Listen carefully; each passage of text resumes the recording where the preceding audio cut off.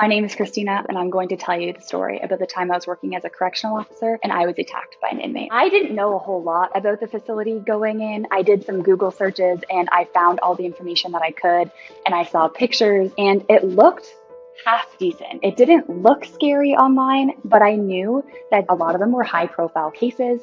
I knew that I was going to be working with exclusively males, and I knew that a lot of them had very violent histories. So I was very well aware of the risk of assault before going in. Before I actually started working in the facility, we had to go through an 8-week training program that was stationed on the facility. So I got familiar with the layout of the units, and I got familiar with the layout of the entire facility. I had been working in the facility for nearly 3 years before the incident happened that changed everything for me. When I walked through the doors on the very first day, I had no idea what I'd gotten myself into. I learned very quickly that the culture within correctional facilities is that you need to prove yourself to both the other staff and the inmates in the facility. I was a young, attractive female, and they were very vocal, the staff, that they didn't feel comfortable with me being on their team because they weren't sure how I was going to handle myself in the event of a crisis. I was unprepared for the amount of crisis situations that I was going to be facing. I knew that there was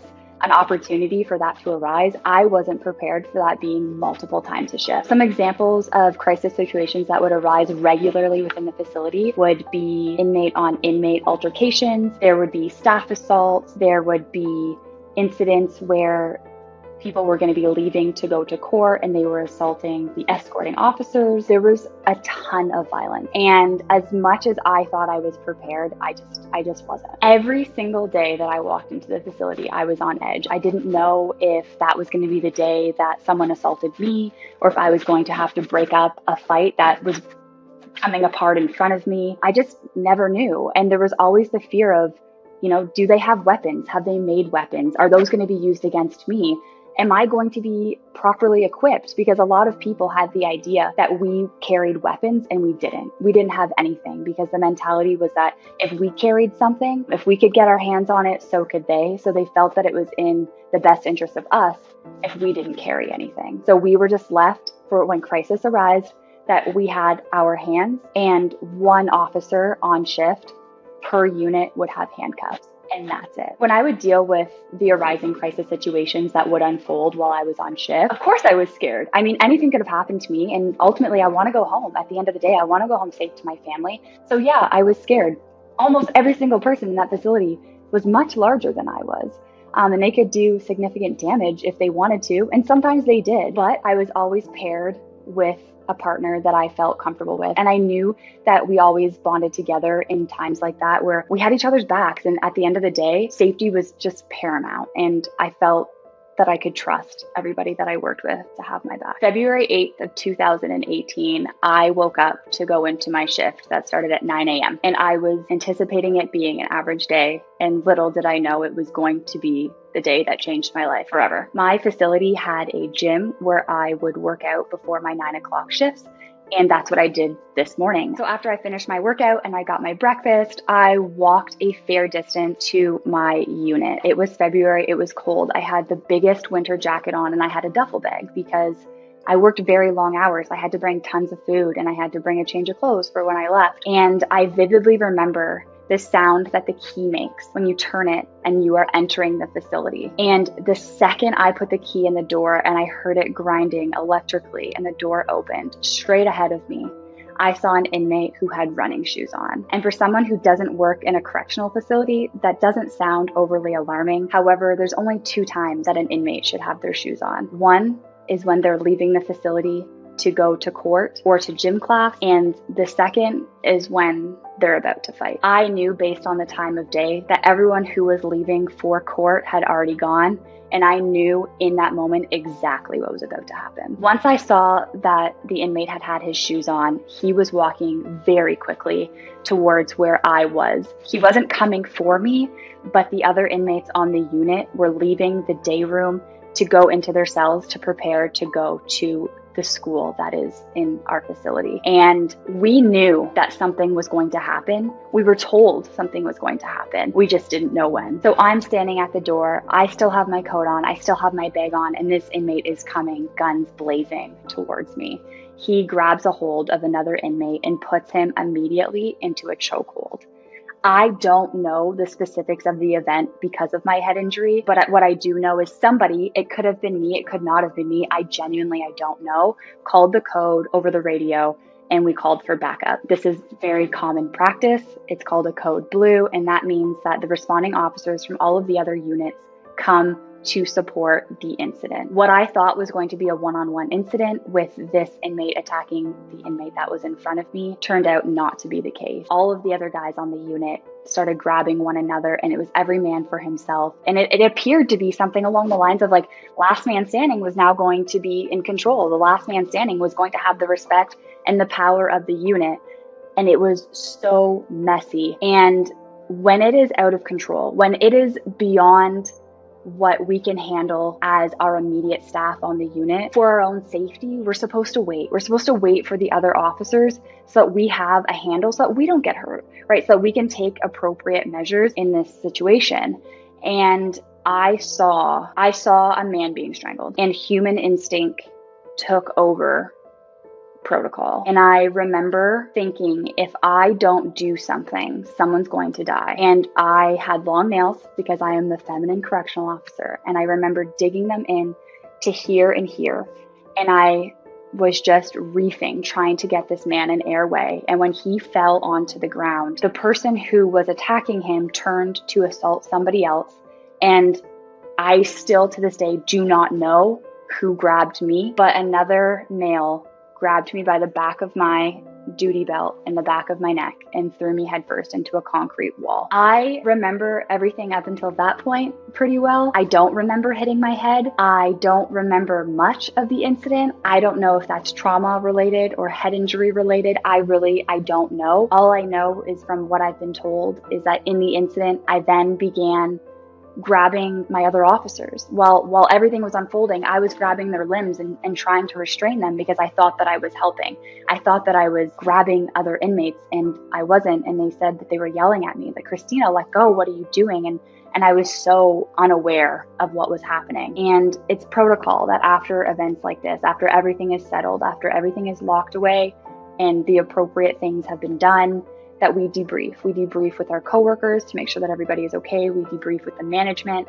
And then we do all of this before we do report writing. And during the debrief was when I pulled out the breakfast sandwich. And other people were talking, and I just was using this opportunity before having to write reports to eat the sandwich. And the second I put the food in my mouth, I was ill. I ran to a garbage can and I was sick. And that was when they said, you're going to the hospital right now. When I was at the hospital, they didn't discover a whole lot. They knew that I was concussed. I knew that I was uncomfortable, but I'd had concussions before. And I remember that like there was headaches associated with them, and I wasn't experiencing any of that. And I later found out that I was in a state of shock from everything that I had seen and everything that had happened. And I was released from the hospital within a few hours, and they told me to follow up the next day with my family physician. I did meet with my family doctor the next day, and he said, yes, you have a concussion. Just kind of take it easy. I'm going to sign you off of work for the next week just to make sure that, it's, I guess, when you have a concussion, the first 7 days, or you can't like hit your head again. We can't run the risk of anything happening. And in that moment, I was fully prepared to go back. I had no idea what was coming for me psychologically. It took a while, it took a couple of days before I realized just how bad my concussion was going to be. I had to stay in a dark room. I couldn't look at light. I couldn't do, and this lasted for weeks. I had migraines that you would never, like the worst migraines of my entire life, back to back to back. I had no break. And I had a child, and I was struggling to parent because I couldn't get out of bed. I couldn't leave a dark room.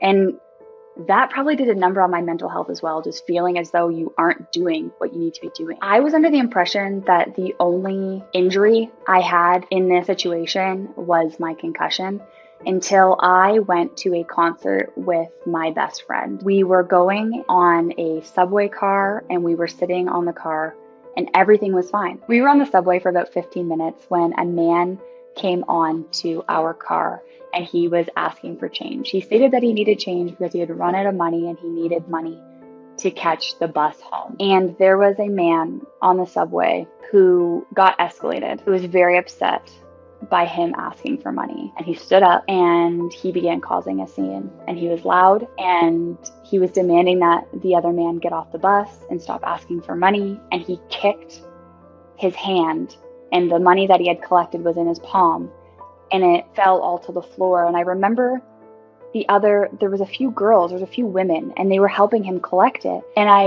I remember hyperventilating. I remember being so scared. I turned to my best friend and I said, he has a gun and we're all gonna die. And she goes, what are you talking about? And I said, I know he has a gun and we are all going to die. And she said, did you see the gun? And I said, no, but I know.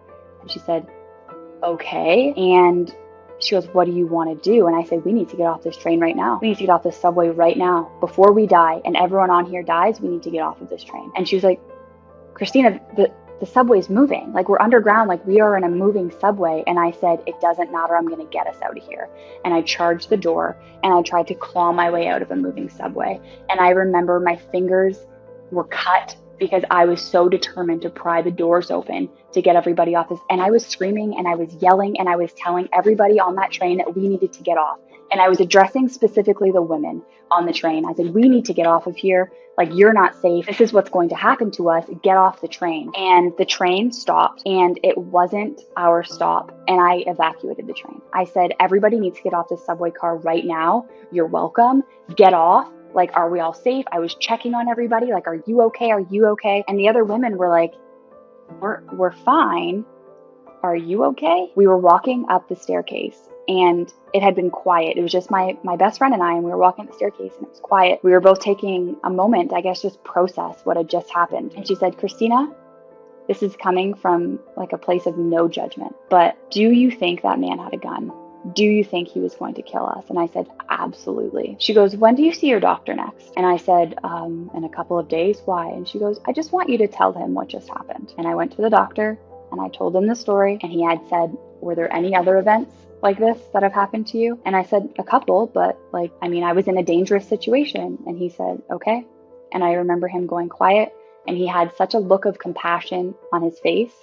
And he said, like, we're going to fix this. And I didn't even know what he was referring to that we were going to fix. And he started writing and he said, I hate to break it to you, but you have post-traumatic stress disorder. I was in denial. I thought that post-traumatic stress disorder was something for soldiers. I thought that post-traumatic stress disorder was something that people had to experience extreme trauma to get a diagnosis for. And I wasn't willing to accept that what I saw, probably over an extended period of time, not even just isolated to the date of the incident that started it all, that was accumulating trauma in my brain. And this is such a common thing for correctional officers, that we see these things that our brain is like instinctively designed to run away from, and we're running into it. We see things that people mostly only see in movies, and that's our daily life. I started going to therapy for post-traumatic stress disorder in 2018, and I just stopped going this year in 2023. When I first started going to therapy for post-traumatic stress disorder, I was having anxiety attacks almost every single time I left my house. I couldn't go into the bank. I couldn't leave my city. I was convinced that I was going to be a victim of being at the wrong place at the wrong time. When I would go to places like restaurants, I would sit very strategically. My back was to a wall and I was facing all entrances to the restaurant. I needed to be sure that if someone was coming in, I would see them. I needed to be aware of my surroundings at all times. And I could not enjoy myself in public settings like concerts or dinner, because my entire reality was, if someone came in this way, I would leave that way. If someone came in that way, I would go this way. And I couldn't relax. My brain was constantly in survival mode of events that were very unlikely to even happen. And it wasn't just a fear. This was, as much as you believe the sky is blue, I believed that I was going to be killed in these situations. I still have triggers. To this day, I have triggers for my post-traumatic stress disorder, and I highly doubt that those will ever go away, but I can manage them because of the therapy that I've gone through. And I have a mild traumatic brain injury, which causes me to have migraines quite frequently, but I'm alive and I'm happy to be alive. And so I'll take that if that's what that means. But there is such a stigma attached to having mental health in general, let alone post-traumatic stress disorder, because I think people do associate it with like someone who's gone to war and maybe they think of their own trauma and they're like, well, that doesn't compare to that trauma. And it doesn't matter. It doesn't matter what your trauma is. Trauma is trauma. It affects people differently. And maybe I saw the same things as someone that was on shift with me that day, and their brain processed it differently. I wasn't able to cope. While I was off work, I decided to take to social media, and I started telling stories because I was fearful at that time of leaving my house. So I found a social life online, and I grew a platform, quite a large platform. And when I felt like I had an audience, and when I felt like I was respected in this community, and when I felt like my words meant something to someone, I decided that it would be a waste of my platform if I didn't use it for good. And so one day I decided that I was going to go live and I was going to tell my story. And I wanted to put what people would portray as a normal face and a sane person in front of them and say, I have post-traumatic stress disorder. It doesn't change anything about me, and you guys view me the exact same way. And I became an advocate for therapy, and I became an advocate for coming forward if your brain is having scary thoughts, or if you are thinking things that maybe other people aren't thinking in social situations or in any situation. I encouraged people to reach out and for it to be okay and to normalize that, trauma happens and PTSD is very present and very real.